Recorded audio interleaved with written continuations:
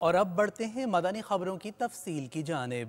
شیخ طریقت امیر اہل سنت دامت برکاتہم العالیہ کا ان دنوں خاص مبارک رخ انور مدینہ منورہ زادہ اللہ شرفوں و تعظیمہ کی جانب ہے، جیسا کہ گزشتہ دنوں نگران مرکزی مجلس شورا نے بھی فرمایا۔ آپ نے شب رفتہ عازمین حج و دیگر اسلامی بھائیوں کو مدنی پھول دیتے ہوئے سمجھایا، جبکہ دیگر پرکیف مناظر بھی آپ کو دکھاتے ہیں۔ آفیر باپا جان کے مبارک لمحات پیش خدمت ہیں۔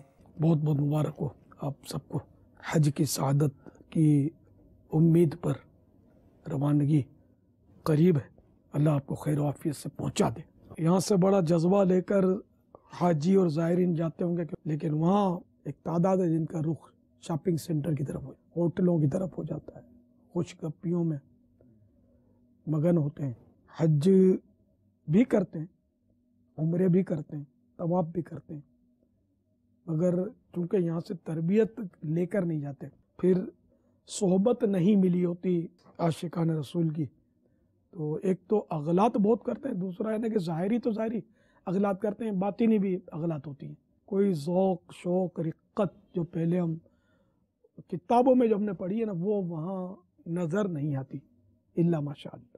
ہم جب چل مدینہ قافلہ بناتے تھے نا، ہم اس کے مختلف مدنی مشورے کہتے تھے، اس وقت مدنی مشورہ نہیں کہتے تھے، اصطلاح نہیں تھی، لیکن یعنی کہ مختلف اجلاس کرتے تھے، اور بہت سارے نکات اب بھی میرے پاس وہ لکھے ہوئے ہوں گے ڈائری میں۔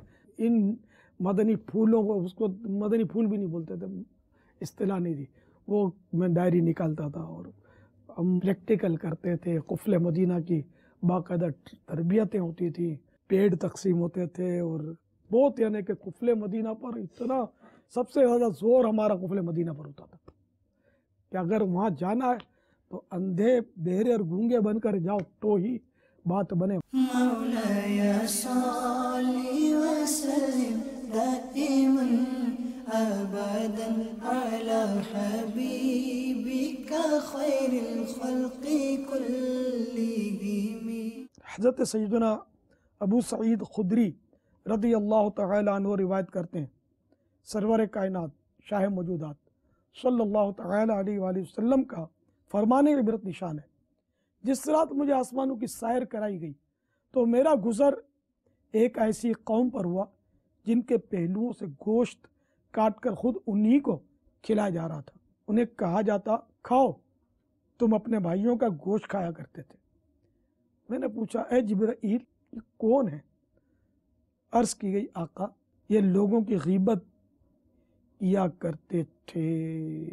سیدنا شیخ سعدی شیرازی رحمۃ اللہ تعالی علیہ اپنے بچپن کا واقعہ بیان فرماتے ہیں۔ کسی موقع پر یا سفر میں کہیں پڑاؤ کیا، ان کے والد صاحب اٹھے تہجد کے لیے، یہ بھی اٹھ گئے، باقی سب سوئے ہوئے تھے، تو انہوں نے کہا کہ سب سوئے ہوئے، تہجد کے لیے کوئی نہیں اٹھا، تو والد صاحب نے فرمایا تو بھی سویا رہتا تو صحیح تھا، اس غیبت کی مصیبت میں تو نہ پڑتا۔ تو یوں کہیں بھی شیطان پیچھا نہیں چھوڑتا، کعبے میں بھی نہیں چھوڑتا، عین سنہری جالیوں کے سامنے بھی پیچھا نہیں چھوڑتا، وہ کروا لیتا ہے ہم لوگوں سے کہ اپنے کو اس کا شعور نہیں ہوتا۔